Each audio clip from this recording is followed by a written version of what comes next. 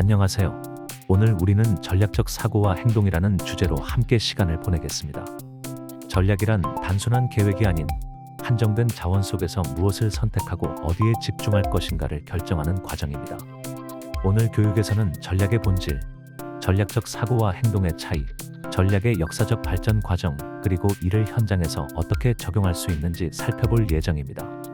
특히 전략의 핵심 요소인 취사 선택과 체계적 시스템 구축에 중점을 두어 여러분의 조직에서 실제로 활용할 수 있는 통찰을 제공하겠습니다. 먼저 전략이 필요한 상황을 살펴보겠습니다.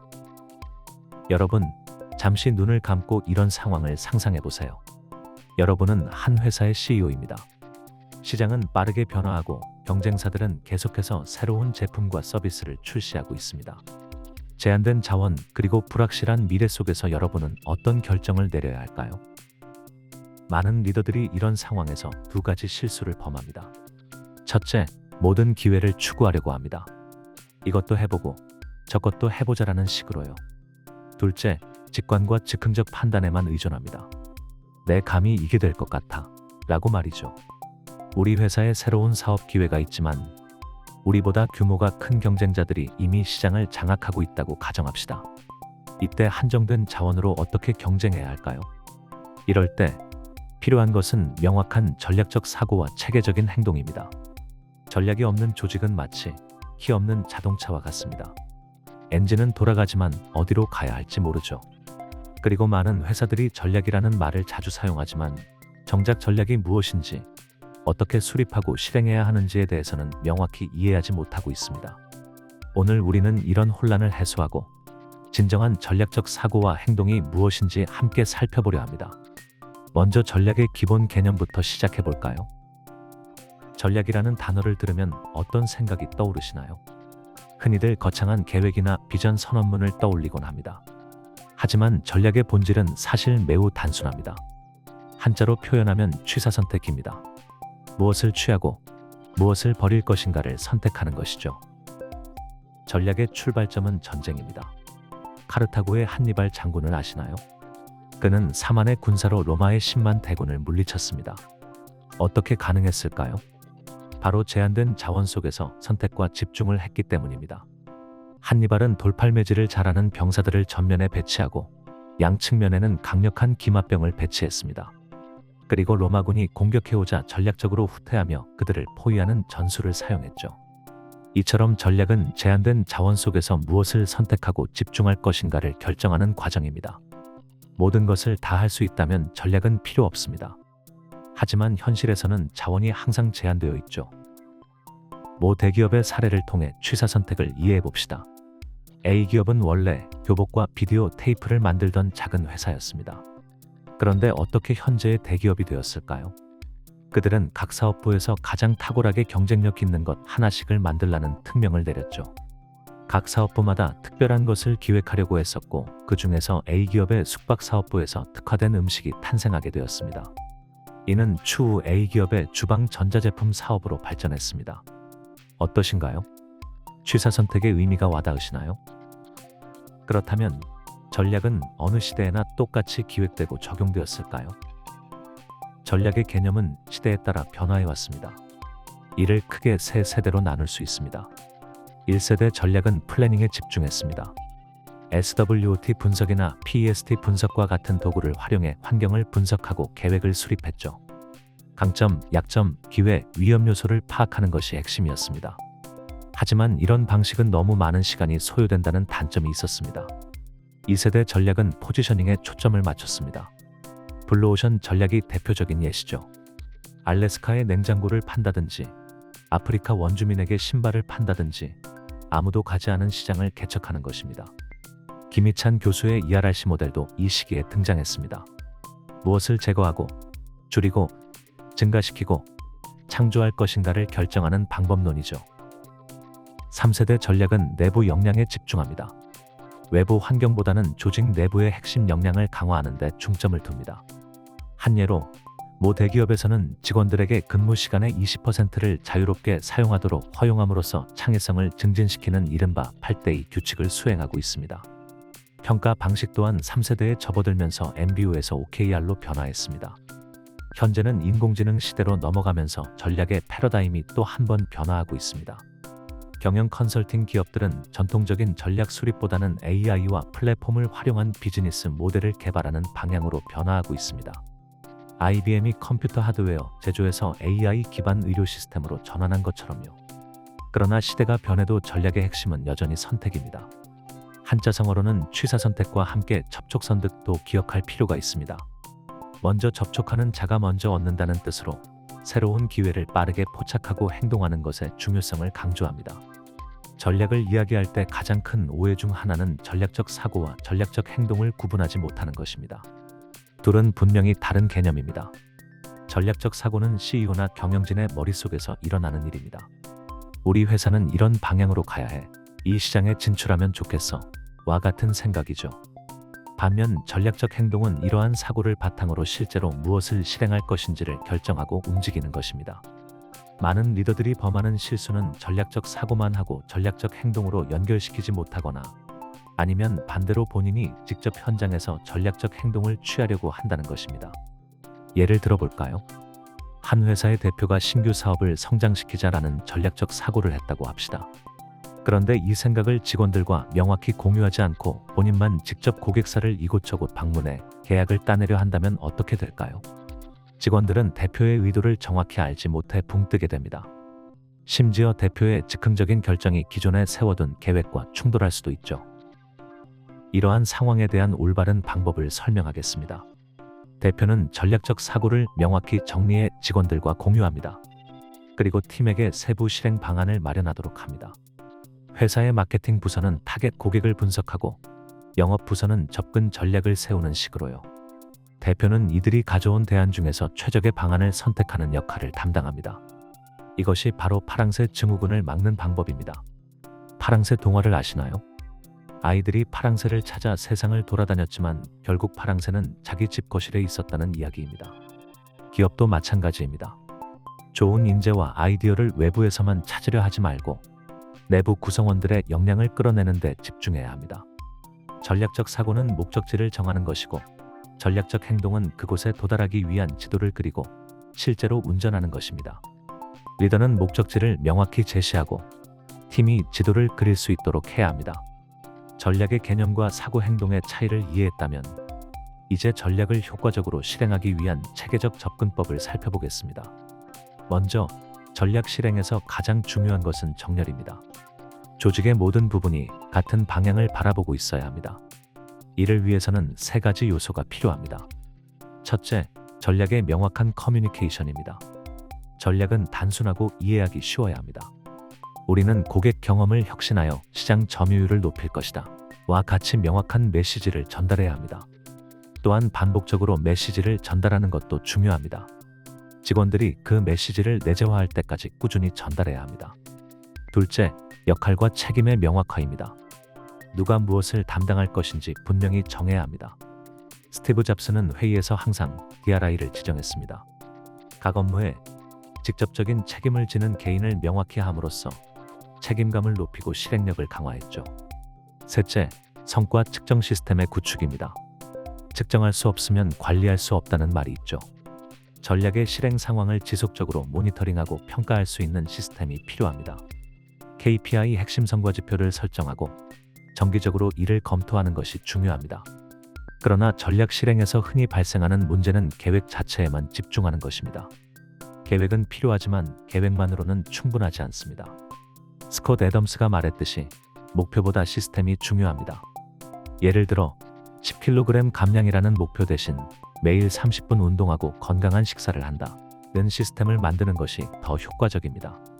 전략 실행에서도 마찬가지입니다.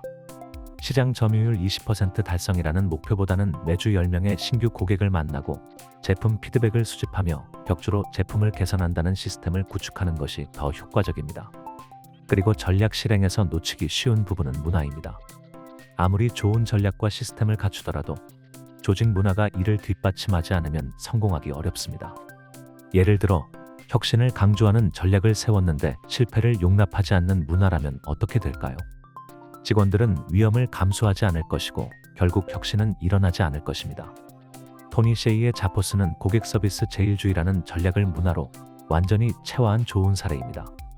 그들은 신입 직원에게 교육 기간이 끝난 후 $2,000를 주고 회사를 떠날 수 있는 옵션을 제공했습니다. 이는 진정으로 회사의 문화와 전략에 맞는 사람만 남기기 위한 방법이었습니다. 여러분의 조직에서는 어떤 시스템과 문화를 구축하고 계신가요? 전략 실행을 위한 체계적 접근이 얼마나 잘 이루어지고 있나요? 다음은 전략의 핵심 요소에 대해 살펴보겠습니다. 전략의 핵심 요소를 이해하기 위해 중국 삼국시대의 유명한 전략가 제갈공명의 사례를 살펴봅시다. 제갈공명의 이야기는 여러 가지가 있지만 그 중에서 소개하고자 하는 것은 제갈공명이 10만 개의 화살을 3일 만에 확보한 이야기입니다. 상황은 이렇습니다. 총나라의 유비와 오나라의 손권이 위나라의 조조에 맞서 동맹을 맺으려 합니다. 그런데 손권의 참모 주유는 제갈공명에게 3일 안에 화살 10만 개를 구해오라는 불가능한 미션을 부여합니다. 실패하면 목숨을 잃을 위기였죠. 제갈공명은 어떻게 이 위기를 극복했을까요? 그는 안개가 짙게 끼는 날 밤에 볏짚으로 허수아비를 실은 배 20척을 준비했습니다. 그리고 조조 진영 앞으로 배를 몰고 가 북을 치며 소란을 피웠습니다. 안개 때문에 상황을 제대로 파악하지 못한 조조군은 화살을 무차별적으로 쏘았고 그 화살들이 볏짚 허수아비에 꽂혔습니다. 이렇게 해서 제갈공명은 단시간에 10만 개가 넘는 화살을 확보할 수 있었죠. 제갈공명의 전략은 무중생유라고 표현할 수 있습니다. 아무것도 없는 상황에서 새로운 것을 창조해내는 것이죠. 또한 그는 연안개를 활용해 여러 전략을 연결시켰습니다. 노숙과 연대하고 주유에게 미션을 수행하며 조조의 간첩을 역이용하는 등 하나의 행동이 다음 행동으로 자연스럽게 이어지도록 했습니다. 이 사례에서 우리는 전략의 3가지 핵심 요소를 발견할 수 있습니다. 먼저, 명확한 목표 의식입니다. 제갈공명은 반드시 동맹을 성사시켜야 한다는 확고한 목표가 있었습니다. 두 번째는 개인적 역량입니다. 제갈공명은 천문지리에 능통해 안개가 끼는 날씨를 예측할 수 있었습니다. 세 번째는 협력 관계 구축입니다. 공명은 오나라의 책사 노숙을 설득해 배를 빌리는 등 협력자를 만들었습니다. 이 세 요소는 현대 기업의 전략에도 그대로 적용됩니다. 회사의 위기 상황에서 명확한 목표 의식을 가지고 내부 구성원의 역량을 활용하며 협력 관계를 구축하는 것이 성공적인 전략의 기본입니다. 여러분의 조직에서도 이런 전략적 사고가 필요합니다.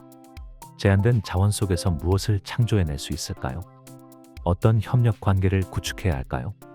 그리고 이 모든 것이 어떻게 하나로 연결될 수 있을까요?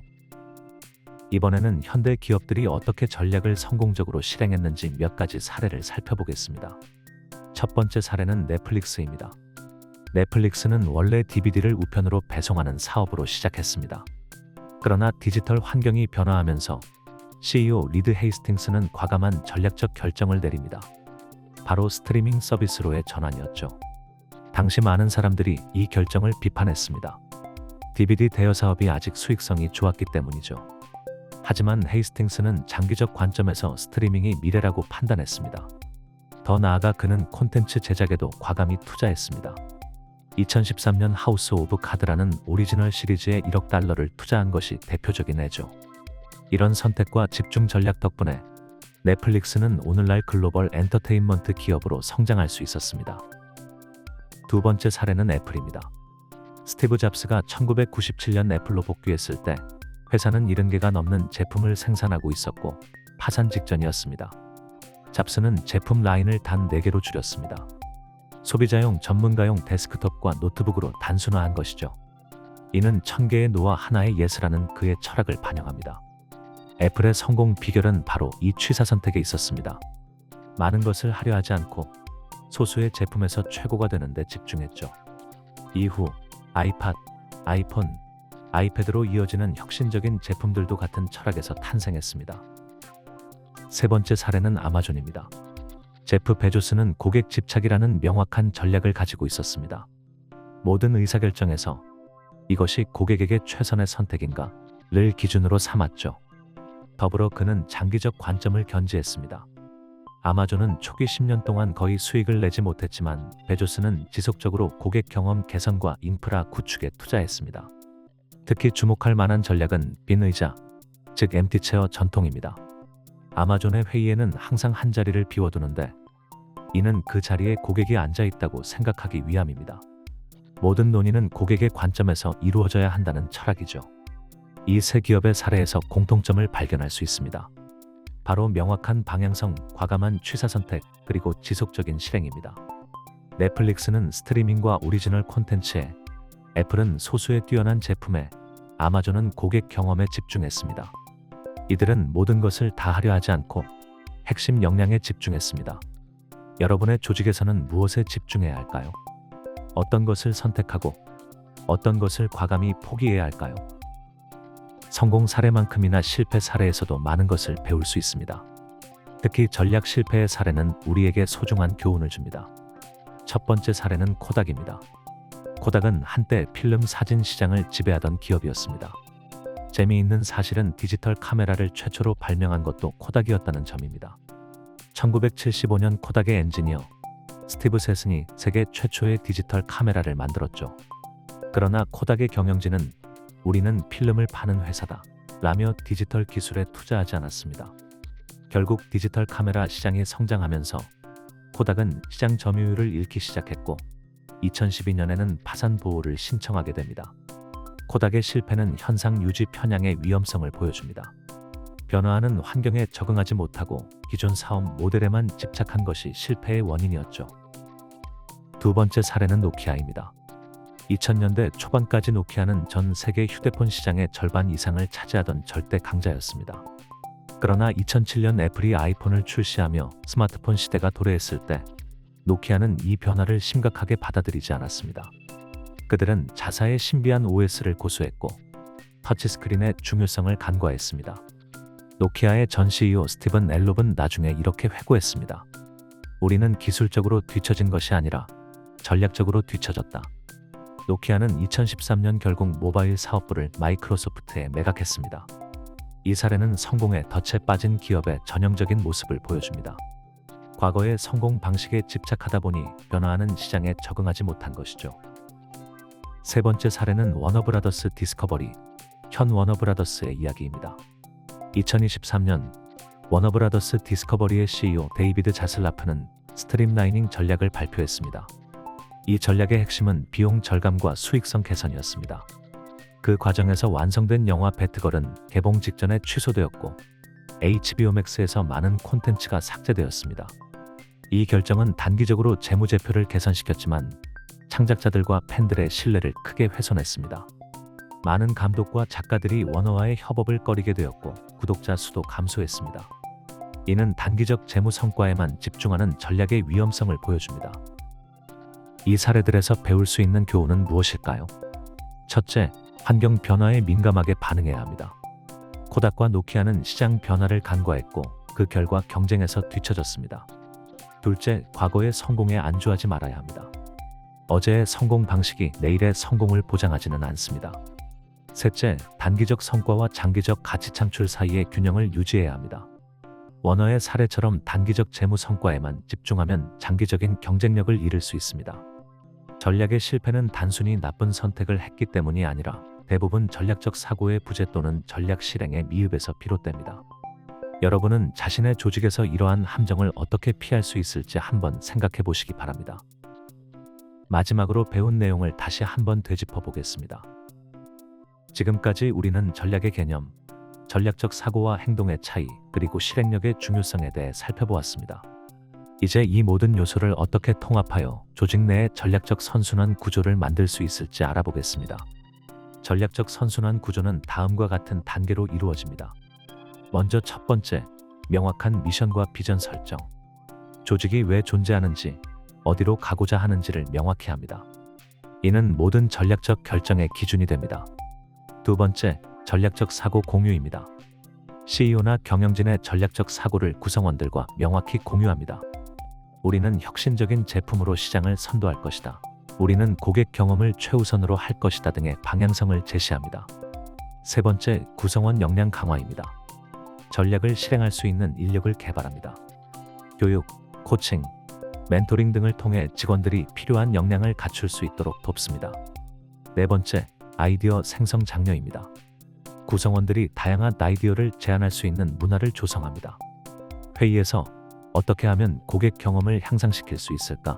어떤 방식으로 비용을 절감할 수 있을까? 등의 질문을 던집니다. 5번째, 전략적 선택입니다. 제안된 아이디어 중에서 조직의 방향성에 맞는 것을 선택합니다.